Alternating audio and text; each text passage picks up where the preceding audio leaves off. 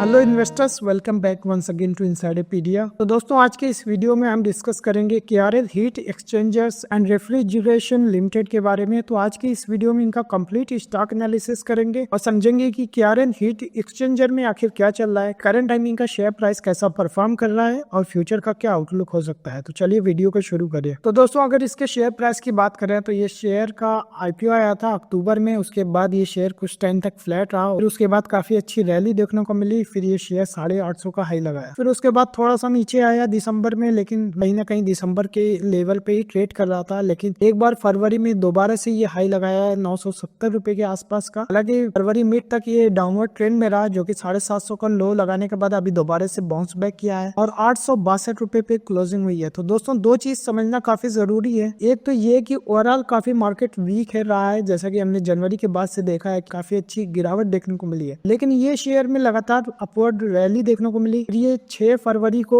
970 का हाई लगाने के बाद दोबारा से गिर क्यों गया, क्योंकि यहाँ पे दोनों चीज हुई है, तो इसको समझना जरूरी है। हालांकि शॉर्ट टर्म में इतना वोलेटिलिटी होती है, लेकिन मुझे लगता है कि कुछ इसके पीछे की वजह है, जिसको आगे वीडियो में डिटेल में डिस्कस करेंगे। तो दोस्तों, KRL heat exchangers and refrigeration limited की अगर बात करें तो ये कंपनी आपकी BSE और NSE दोनों में लिस्टेड है। मार्केट कैप की बात करें 5368 करोड़ रुपीस की दिख रही है। स्टॉक भी काफी हाई 135 का दिख रहा है। अगर ROC की बात करें तो 42% का काफी हेल्दी है। इसी के साथ ROE भी 42% का आसपास का काफी हेल्दी दिख रहा है। करंट टाइम में शेयर प्राइस की बात करें तो 863 रुपए पे क्लोजिंग हुई है। इसने 1012 रुपए का हाई लगाया है और इसके 52 वीक लो, जो कि IPO के बाद ही 402 रुपए का इसने लो लगाया था। तो दोस्तों, अगर इनके बिजनेस की बात करें तो ये हीट एक्सचेंजर्स की मैन्युफैक्चरिंग करते हैं, जो कि यूज होता है आपका वेंटिलेशन में, एयर कंडीशनिंग में और रेफ्रिजरेशन इंडस्ट्री में। तो दोस्तों, क्या एग्जैक्ट प्रोडक्ट है, किस इंडस्ट्री में यूज होता है, इसको काफी डिटेल में आगे वीडियो में डिस्कस करेंगे। लेकिन सबसे पहले इनके फाइनेंशियल्स पे एक नजर देख लेते हैं। तो दोस्तों, अगर इनके क्वार्टरली रिजल्ट्स की बात करें तो दिसंबर 24 में देख सकते हैं कि 104 करोड़ रुपीस का रेवेन्यू किया गया है, जो कि पिछले साल ये रेवेन्यू सिर्फ 66 करोड़ रुपीस का था। यहाँ पे YoY बेसिस पे काफी अच्छी ग्रोथ देखने को मिली है। हालांकि सितंबर 24 की बात करें तो ये रेवेन्यू 99 करोड़ रुपीस का था। हालांकि क्वार्टर ऑन क्वार्टर बेसिस पे ऐसी खास ग्रोथ देखने को नहीं मिली। इसके अलावा नेट प्रॉफिट की बात करें तो 13 करोड़ रुपीस का रिपोर्ट किया है, जो कि पिछले साल ये प्रॉफिट सिर्फ 8 करोड़ रुपीस का था और पिछले क्वार्टर 12 करोड़ रुपीस का था। YoY बेसिस पे अगेन काफी अच्छी ग्रोथ देखने को मिली है, लेकिन क्वार्टर ऑन क्वार्टर बेसिस पे इतनी ज्यादा ग्रोथ नहीं हुई है। तो दोस्तों, यहाँ पे जो चीज हाईलाइट करने वाली है कि यहाँ पे ऑपरेटिंग प्रॉफिट मार्जिन देख सकते हैं कि पिछले 4-5 क्वार्टर से एकदम कांस्टेंट 18% का बना हुआ था, लेकिन दिसंबर क्वार्टर में ये 16% का दिख रहा है। इसका मतलब है कि सितंबर में जो 18% था उसमें 2% का गिरावट देखने को मिली है। इसके अलावा अदर इनकम काफी बढ़ा हुआ दिख रहा है, जो कि 3 करोड़ रुपीस का है, जो कि पिछले साल सिर्फ 1 करोड़ रुपीस का था। हालांकि डिप्रिसिएशन का लेवल एकदम कांस्टेंट 1 करोड़ रुपीस के आसपास का दिख रहा है। उसके कंपेरिजन में profit before tax 18 crore rupees का है, जो कि काफी हेल्दी है। तो यहाँ पे दो चीज हुई है कि यहाँ एक तो ऑपरेटिंग प्रॉफिट मार्जिन कम हुआ है, जिसकी वजह से ऑपरेटिंग प्रॉफिट जो है सिर्फ 16 करोड़ रुपीस का दिख रहा है, लेकिन अदर इनकम होने की वजह से आपका प्रॉफिट बिफोर टैक्स अच्छा दिख रहा है। तो दोस्तों, आगे वीडियो में डिस्कस करेंगे कि ऑपरेटिंग प्रॉफिट मार्जिन कम क्यों दिख रहा है और ये 3 करोड़ रुपीस का अदर इनकम कहां से आया हुआ है। तो दोस्तों, इसके अलावा एनुअलाइज्ड रिजल्ट पे एक नजर डालें तो 2021 में देख सकते हैं कि इन्होंने 76 करोड़ रुपीस का रेवेन्यू किया, जो कि FY22 में 156 करोड़ डबल हो गया। FY23 में भी काफी अच्छी ग्रोथ देखने को मिली, 246 करोड़ रुपीस का रेवेन्यू किया और FY24 में 308 करोड़ रुपीस का रेवेन्यू किया है। हालांकि क्वार्टरली रन रेट देख रहे हैं कहीं ना कहीं 100 करोड़ रुपीस के आसपास का दिख रहा है। तो मुझे लगता है कि FY25 में जब ये क्रिटियन नंबर हालांकि दिख नहीं रहा है, अगर उसको कैलकुलेट करें तो रफली कहीं ना कहीं 400 करोड़ रुपीस के आसपास का दिख सकता है। इसी के साथ नेट प्रॉफिट देखें तो 2 करोड़ रुपीस से बढ़ करके 11 करोड़ रुपीस का हुआ, फिर अगेन 3 गुना अप्रोक्सीमेटली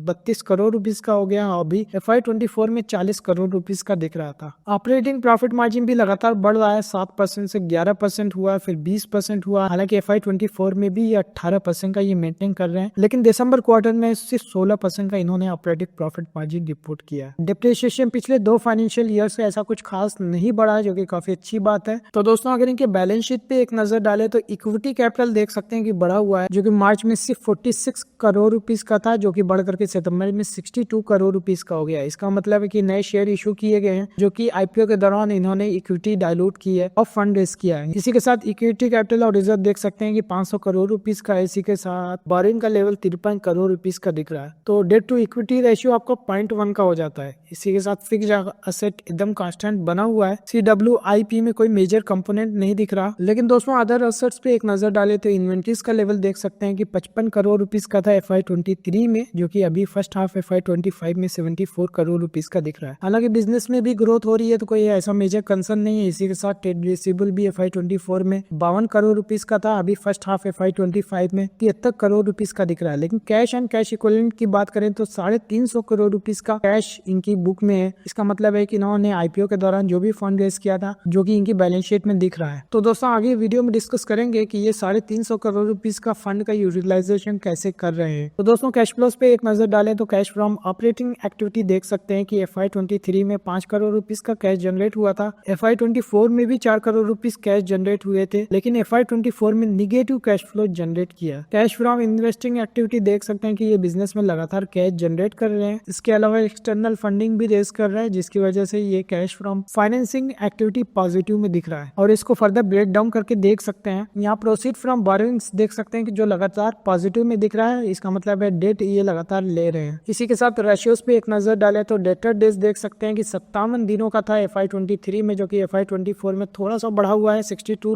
डेज का दिख रहा है। इसी के साथ वर्किंग कैपिटल डेज देख सकते हैं 72 डेज का था, जो कि काफी ज्यादा बढ़ गया, 169 डेज का दिख रहा है FY24 में। ROC की बात करें 67% का था, लेकिन FY24 में ये 42% का मेंटेन किया है। तो दोस्तों अगर शेयर होल्डिंग पैटर्न पे नजर डाले तो प्रमोटर्स की होल्डिंग 70.79% की एकदम कांस्टेंट बनी हुई है। FIs की होल्डिंग इसमें घट गई है। इसी के साथ DIs की होल्डिंग की बात करें तो नेग्लिजिबल सी बढ़ी हुई है। ओवरऑल पब्लिक की होल्डिंग की बात करें तो ये भी बढ़ गई है 17.69, जो कि बढ़ करके 19.05 हो गई है। Overall number of share holder घटते हुए दिख रहे हैं। 87,558 इन्वेस्टर इसमें इन्वेस्टेड थे, अभी 73,898 इन्वेस्टर इसमें इन्वेस्टेड है। तो दोस्तों शेयर होल्डिंग पैटर्न में ये देखने को मिला कि FIs ने अपनी स्टेक कम कर ली है, DIs ने हल्की सी बढ़ाई है, लेकिन overall number of share holder घटते हुए दिख रहे हैं, जो कि मुझे लगता है एक पॉजिटिव साइन है। लेकिन यहाँ पर पब्लिक की होल्डिंग अगेन बढ़ती हुई दिख रही है, लेकिन इसका मतलब है कि कुछ बड़े प्लेयर जो है शेयर को अकुमुलेट किए हैं, इसी वजह से नंबर ऑफ शेयर होल्डर कम दिख रहे हैं। तो दोस्तों अभी तक हमने देखा कि KRA हीट एक्सचेंजर जो कि मैन्युफैक्चरिंग करता है, हीट एक्सचेंजर की जो कि आपकी वेंटिलेशन, एयर कंडीशनिंग, साथ ही साथ रेफ्रिजरेशन में यूज होते हैं। इसका स्टॉक जो अक्टूबर में लिस्ट हुआ, उसके बाद शेयर कुछ टाइम तक फ्लैट किया, लेकिन कहीं ना कहीं ये पॉजिटिव मोमेंटम देखने को मिल रहा है। लेकिन अगर क्वार्टरली रिजल्ट की बात करें तो कहीं ना कहीं सितंबर के कंपैरिजन में फ्लैट था, लेकिन YoY बेसिस पे अच्छी ग्रोथ देखने को मिली है। एक जो कंसर्न है कि ऑपरेटिंग प्रॉफिट मार्जिन थोड़ा सा कम दिख रहा है। इसके अलावा अदर इनकम बढ़ी हुई है, इसीलिए ओवरऑल प्रॉफिट इनका स्टेबल दिख रहा है। एनुअलाइज रिजल्ट में हमने देखा कि पिछले 4 फाइनेंशियल ईयर से काफी अच्छी ग्रोथ ही एक रिपोर्ट कर रहे हैं। बैलेंस शीट में हमने देखा कि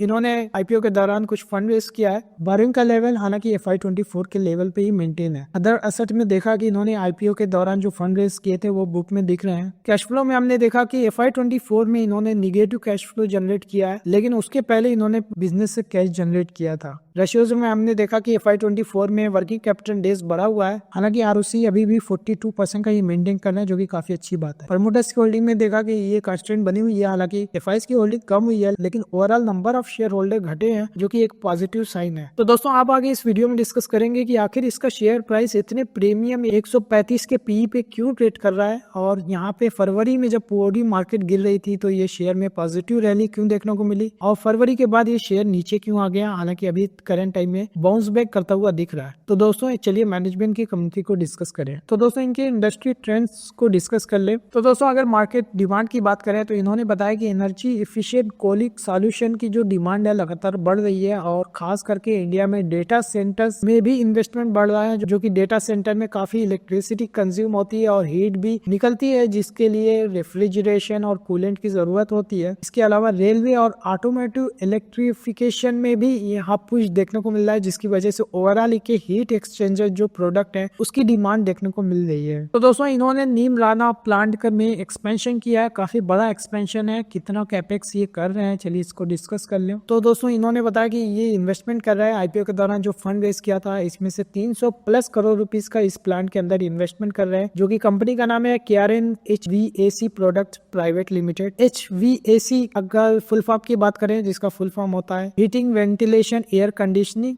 एंड रेफ्रिजरेशन। तो यहाँ पे कैपेसिटी बढ़ा के 6 गुना कर रहे हैं। तो दोस्तों काफी बड़ा कैपेक्स प्लान है। इनकी जो करंट कैपेसिटी है यहाँ से कैपेसिटी बढ़ा करके 6 गुना करने वाले हैं, जहाँ पे ये कैपेसिटी एक्सपेंशन के बाद ये रेलवे, साथ ही साथ हेवी अर्थ मूवर और इंडस्ट्रियल कूलिंग में जो यूज होने वाले वाले हीट एक्सचेंजर है उनकी मैन्युफैक्चरिंग करेगी। तो दोस्तों यही जो कैपेसिटी एक्सपेंशन है जो कि आईपीओ के दौरान इन्होंने फंड रेज किया है, 6 गुना की कैपेसिटी बिल्डअप कर रहे हैं क्योंकि इंडस्ट्री में ह्यूज डिमांड देखने को मिल रही है। इसी वजह से ये देख सकते हैं कि स्टॉक पी 135 का काफी प्रीमियम पे ट्रेड कर रहा है। तो दोस्तों अगर इनके टाइमलाइन की बात करें तो इन्होंने बताया कि सिविल वर्क ऑलमोस्ट कंप्लीट हो गया है, मशीनरी का ट्रायल चल रहा है। इसी के साथ इन्होंने बताया कि सैंपल प्रोडक्शन जो स्टार्ट हो जाएगा अप्रैल 2025 में, यानी इसी क्वार्टर के एंड में यहाँ पे सैंपल प्रोडक्शन स्टार्ट कर देंगे। जब फुल ऑपरेशन ये स्टार्ट हो जाएगा तो यहाँ से 5 से 6 गुना रेवेन्यू ग्रोथ देखने को मिल सकता है। तो दोस्तों इनका एक्सपोर्ट में भी बिजनेस है, किस तरीके से मार्केट एक्सपेंड कर रही है इसको डिस्कस कर ले। तो दोस्तों इन्होंने बताया कि इनका एक्सपोर्ट में कंट्रीब्यूशन बढ़ रहा है, जो कि एक्सपोर्ट जो है पिछली साल 9.57% का था, अभी बढ़ करके 14.68% का हो गया है। ये अपनी प्रेजेंस बढ़ा रहे हैं यूरोप और नॉर्थ अमेरिका में। साथ ही साथ यहाँ पे एक्सपोर्ट ड्रिवन ग्रोथ की वजह से यहाँ पे हाई मार्जिन देखने को मिल रहा है, जो कि डोमेस्टिक सेल से ज्यादा ये मार्जिन रिपोर्ट कर रहे हैं। तो ओवरऑल एक्सपोर्ट का कंट्रीब्यूशन टॉप लाइन में फर्दर ग्रो होता है तो इनका मार्जिन फर्दर इंप्रूव कर सकता है। हालांकि लेटेस्ट क्वार्टर में इनका मार्जिन जो है 18% से घट करके 16% रिपोर्ट किया गया है। तो दोस्तों यहाँ पे गवर्नमेंट की भी पॉलिसी काफी फेवरेबल है। इन्होंने बताया कि राजस्थान में इनका बिजनेस है जो कि 40% कैपेसिटी राजस्थान में लगी हुई है। तो इन्होंने बताया कि रिप्स 2024 एक पॉलिसी है जिसके अंदर इनको फाइनेंशियल सपोर्ट मिलेगा राजस्थान की गवर्नमेंट से। इसके अलावा सेंट्रल गवर्नमेंट से PLI स्कीम है, इसके लिए भी इन्होंने अप्लाई किया। हालांकि कितना एग्जैक्ट इंसेंटिव मिलेगा इसकी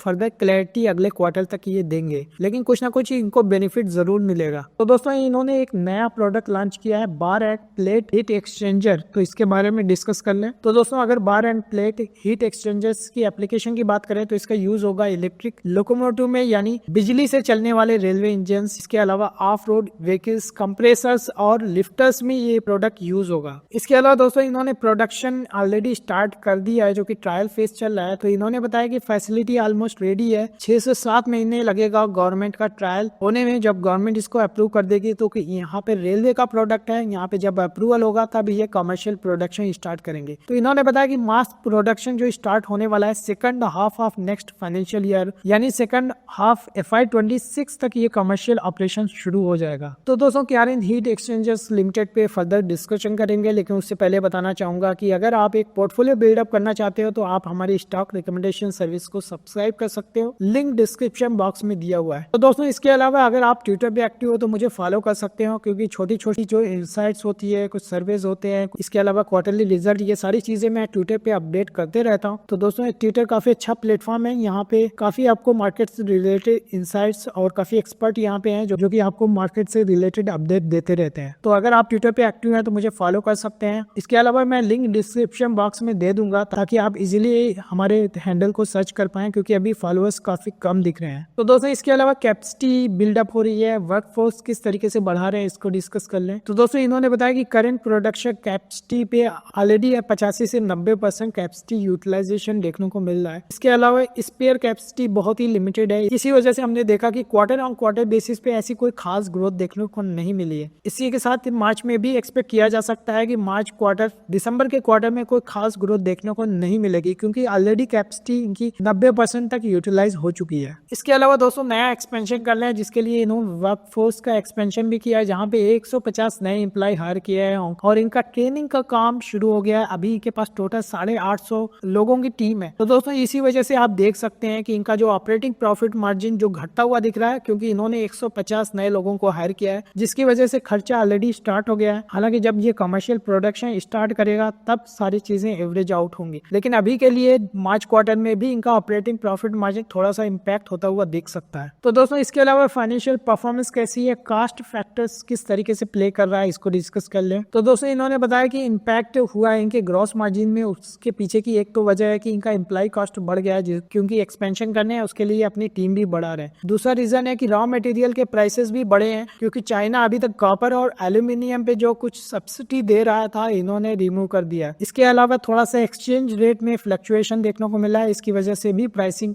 अफेक्ट हुआ है। तो दोस्तों ये मेनली 3 रीजन थे जिसकी वजह से इनका मार्जिन जो 18% का था अभी 16% का दिख रहा है। हालांकि इन्होंने बताया कि जो रॉ मटेरियल के प्राइसेस हैं ये ऑलरेडी पास ऑन कर देंगे, लेकिन 1 क्वार्टर का समय लग सकता है। इसके अलावा जो नई टीम बिल्डअप कर रहे हैं, एक्सपेंशन जैसी कमर्शियलाइज होगा और वहां से मार्जिन अगेन बाउंस बैक कर सकता है। इसके अलावा दोस्तों इन्होंने बताया कि प्राइसिंग का जो एडजस्टमेंट है ये क्वार्टरली बेसिस पे करते रहते हैं। इसके अलावा जो अभी कास्ट बढ़ी हुई है इसका 1 जनवरी 2025 से ऑलरेडी एडजस्टमेंट कर दिया गया है। हालांकि कुछ क्लाइंट से क्वार्टरली बेसिस पे अपडेट होता है तो उसको भी आने वाले क्वार्टर तक प्राइसिंग एडजस्ट कर लेंगे। इसके अलावा अदर इनकम का कंपोनेंट हमने देखा था कि दिसंबर क्वार्टर में 3 करोड़ रुपीस का अदर इनकम इन्होंने रिपोर्ट किया है, जिसकी वजह से नेट प्रॉफिट कोई खास इंपैक्ट नहीं हुआ था। अदर इनकम की वजह आईपीओ के दौरान जो भी इन्होंने फंड रेज किया था वहां से इनको इंटरेस्ट इनकम मिल रहा है। तो दोस्तों की कॉम्पिटिटिव एडवांटेज क्या है, मार्केट में किस तरीके से ये पोजीशनिंग कर रहे हैं, इसको डिस्कस कर लें। तो दोस्तों इन्होंने बताया कि मार्केट में जो कंपटीशन है मेनली की कंपटीटर्स जो इनके यूरोप और नॉर्थ अमेरिका में इनकी जो भी ऑपरेटिंग एक्टिविटीज है मेनली मेक्सिको में चल रही है। तो दोस्तों अभी तक हमने देखा कि यूएसए ने मेक्सिको में 25% की टैरिफ इम्पोज कर दी है, जो कि ज्यादातर जो मैन्युफैक्चरिंग कैपेसिटी जो कि आपकी मेक्सिको में थी, जिसकी वजह से इंडियन मैन्युफैक्चरर लाइक क्यारेन हीट एक्सचेंजर को काफी फायदा देखने को मिल सकता है। तो दोस्तों यही जो कमेंट्री थी जब जनवरी में गिर रही थी तो ये शेयर में पॉजिटिव रैली देखने को मिली थी। लेकिन दोस्तों इसी के साथ जैसा कि मेक्सिको में अगर लंबे समय तक टैरिफ इम्पोज रहती है तो यहाँ पे क्यारेन हीट एक्सचेंजर्स को काफी ज्यादा एक्सपोर्ट की अपॉर्चुनिटी देखने को मिल सकती है। तो दोस्तों इसके अलावा रीजनल एक्सपेंशन प्लान भी लेकर के आने वाले हैं। इन्होंने बताया कि 40% रेवेन्यू अगेन राजस्थान से हो रहा है, लेकिन ये एम कर रहे हैं कि साउथ इंडिया में अपनी प्रेजेंस बढ़ाया जाए और आने वाले 6 महीने के अंदर कुछ ये बड़ा डिसीजन लेंगे और हमें अपडेट करेंगे। तो दोस्तों इनका फ्यूचर का ग्रोथ प्लान क्या होने वाला है इसको डिस्कस कर ले। तो दोस्तों इन्होंने बताया कि इनका रेवेन्यू और बिजनेस एक्सपेंशन चल रहा है, जिसके चलते अभी जो क्वार्टर में 14% का जो रेवेन्यू एक्सपोर्ट से आया है, ये मान रहे हैं कि आने वाले सालों में 50% तक जो रेवेन्यू अकेले एक्सपोर्ट से लेके आएंगे। इसके अलावा अभी जो 6 गुना की कैपेसिटी बिल्डअप कर रहे हैं, इनका मानना है कि आने वाले 3 सालों में ये कैपेसिटी 100% यूटिलाइज कर लेंगे और 3 सालों में 5 गुना की रेवेन्यू ग्रोथ देखने को मिल सकती है। तो दोस्तों 3 साल में 5 गुना ग्रोथ काफी अच्छी ग्रोथ हो सकती है। इनका नेट प्रॉफिट और रेवेन्यू 5 टाइम्स ग्रो कर सकता है। तो दोस्तों यही जो वजह है, इसी वजह से आप स्टॉक भी देख रहे हैं कि 135 का काफी ज्यादा प्रीमियम पे ट्रेड कर रहा है। तो दोस्तों अगर इनके की कस्टमर्स और बिजनेस ग्रोथ की बात करें तो इन्होंने बताया कि टॉप 10 कस्टमर्स से 80% रेवेन्यू आ रहा है। अकेले डाइकिन से 25 से 30% रेवेन्यू है। इसके अलावा स्नाइडर इलेक्ट्रिक से 15% का रेवेन्यू आ रहा है। इसके अलावा हर महीने ये 2 नए कस्टमर्स भी ऐड कर रहे हैं। एक बार इनके पास इनफ कैपेसिटी बिल्डअप हो जाएगी तो कुछ बड़े बड़े कस्टमर्स को भी ये ऑनबोर्ड करेंगे। लेकिन इन्होंने बताया कि कस्टमर ऑनबोर्ड करना एक लंबी प्रोसेस है। सबसे पहले ये कस्टमर की जरूरत को समझते हैं, उसके बाद ये सैंपल अपना देते हैं जिसमें 5-6 महीने अप्रूवल में टाइम लग जाता है। उसके बाद ही एक कमर्शियल प्रोडक्शन स्टार्ट होता है। तो दोस्तों ये मेनली हीट एक्सचेंजर्स की मैन्युफैक्चरिंग करते हैं, लेकिन इसमें मल्टीपल प्रोडक्ट सेगमेंट है, उनकी मल्टीपल एप्लीकेशन भी है, इसको डिस्कस कर लें। तो दोस्तों इनके 3-4 प्रोडक्ट सेगमेंट है जो कि है heat exchanger, ventilation, air conditioning, refrigeration, जिसको शॉर्ट में HVAC&R बोलते हैं। इसका यूज है ऑटोमोबाइल में, मेट्रोज में, ट्रेन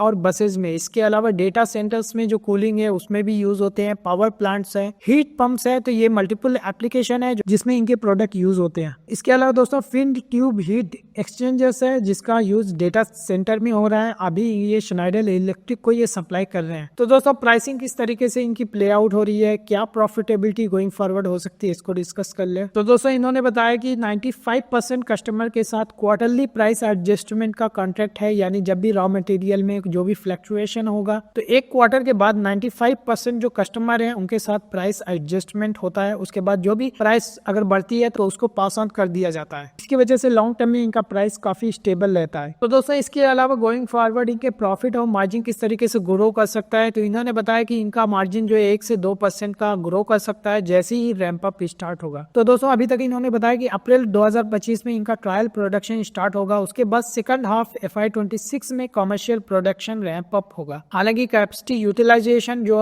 6 गुना की कैपेसिटी बिल्डअप कर रहे हैं, आने वाले 3 सालों में ये एक्सपेक्ट कर रहे हैं कि 100% कैपेसिटी यूटिलाइज हो जाएगी और इनकी टॉप लाइन 5 गुना तक ग्रो कर सकती है। तो दोस्तों इस वीडियो का एंडिंग पार्ट कंक्लूजन। तो दोस्तों अभी तक हमने देखा कि क्यारेन हीट एक्सचेंजर जो कि अक्टूबर में आईपीओ लेकर के आए और आईपीओ के बाद से इनका शेयर प्राइस ऑलरेडी डबल हो चुका है। तो दोस्तों आईपीओ के दौरान जो भी फंडिंग रेज की थी इससे 6 गुना की कैपेसिटी बिल्डअप कर रहे हैं और मैनेजमेंट काफी ऑप्टिमिस्टिक है कि ये आने वाले 3 सालों में अपनी रेवेन्यू को 5 गुना कर लेंगे। इसी के साथ अगर इनके कमर्शियल प्रोडक्शन की बात किया जाए तो ये अप्रैल में इनका ट्रायल प्रोडक्शन स्टार्ट होगा और सेकंड हाफ FY26 तक ये कमर्शियल प्रोडक्शन स्टार्ट हो जाएगा और फिर क्वार्टर ऑन क्वार्टर बेसिस पे काफी तेजी से रैंप अप करेंगे। तो दोस्तों इसके अलावा इनके पास ऑलरेडी स्टेब्लिश्ड कस्टमर्स हैं और जब ये कैपेसिटी ऑपरेशनलाइज हो जाएगी तो इंडिया में सबसे बड़े हीट एक्सचेंजर मैन्युफैक्चरर बन जाएंगे। हालांकि करंट टाइम में एक्सपोर्ट से रेवेन्यू सिर्फ 15% का आ रहा है, लेकिन गोइंग फॉरवर्ड काफी ऑप्टिमिस्टिक है कि 50% तक का जो रेवेन्यू है अकेले एक्सपोर्ट से आएगा। हालांकि यूरोप और अमेरिका में जो भी अभी रिक्वायरमेंट है उसको मैक्सिको की कैपेसिटी से फुलफिल किया जा रहा है, लेकिन रिसेंटली हमने देखा कि यूएसए ने मैक्सिको पे 25% तक की टैरिफ इंपोज कर दी है, जिसकी वजह से केआरएन हीट एक्सचेंजर्स को काफी बेनिफिट मिल सकता है। हालांकि दोस्तों शॉर्ट टर्म में अभी रॉ मटेरियल के प्राइसेस बढ़े हुए हैं और एम्प्लॉय का खर्चा भी बढ़ गया है, जिसकी वजह से अभी मार्जिन इम्पैक्ट हुआ है। लेकिन जैसे ही आने वाले क्वार्टर में कस्टमर के साथ ये अपना प्राइस एडजस्ट करेंगे और अपना रैंप अप स्टार्ट करेंगे तो ये प्रॉफिट मार्जिन फर्दर अपने पुराने लेवल से 1-2% की इंप्रूवमेंट भी देखने को मिल सकती है। लेकिन दोस्तों अगर स्टॉक पी की बात करें तो 135 का काफी हाई दिख रहा है। हालांकि यहाँ पे बिजनेस में आने वाले 30 साल में 5 गुना की रेवेन्यू ग्रोथ एक्सपेक्ट कर रहे हैं। इतनी ग्रोथ अगर होती है तो ये स्टॉक पी काफी रिजनेबल हो सकता है। लेकिन दोस्तों जहां तक इन्वेस्टमेंट और रिकमेंडेशन का सवाल है, मैं इसको ट्रैक करूंगा अगले क्वार्टर में और जब इसका कमर्शियल प्रोडक्शन स्टार्ट होगा उस टाइम क्या सिनेरियो होगा, यूएस इंडिया पे कितनी टैरिफ इंपोज करता है और खास करके मैक्सिको पे गोइंग फॉरवर्ड कितनी टैरिफ होती है, चाइना से जो रॉ मटेरियल सप्लाई हो रही है उसका प्राइसिंग कैसे प्ले आउट हो रहा है और सबसे इंपॉर्टेंट चीज कितना तेजी से ये रैंप अप स्टार्ट करते हैं। ये सारी चीजें काफी इंपॉर्टेंट होगी। तो मुझे लगता है कि ये कंपनी काफी अच्छी है और अपॉर्चुनिटी भी काफी बड़ी है जहाँ पे ये 3 सालों में 5 गुना तक ग्रोथ रिपोर्ट कर सकते हैं। लेकिन दोस्तों मुझे लगता है कोई जल्दीबाजी नहीं करनी चाहिए, अच्छा मौका देख करके हम इसमें आराम से आने वाले 1-2 क्वार्टर में पोजीशन बना सकते हैं। तो जैसे ही पोजीशन बनाऊंगा जो भी हमारे सब्सक्रिप्शन सर्विस लिए हुए हैं उनको अपडेट मिल जाएगी। इसके अलावा दोस्तों आपकी क्या इन्वेस्टमेंट है कमेंट सेक्शन में लिख करके मुझे भी बताएं। वीडियो कैसा लगा, अच्छा लगा तो लाइक करें, चैनल पे नए हैं तो सब्सक्राइब कर लीजिए क्योंकि इसी तरह के वीडियोस में रेगुलरली अपडेट करते रहता हूं। And thank you for watching.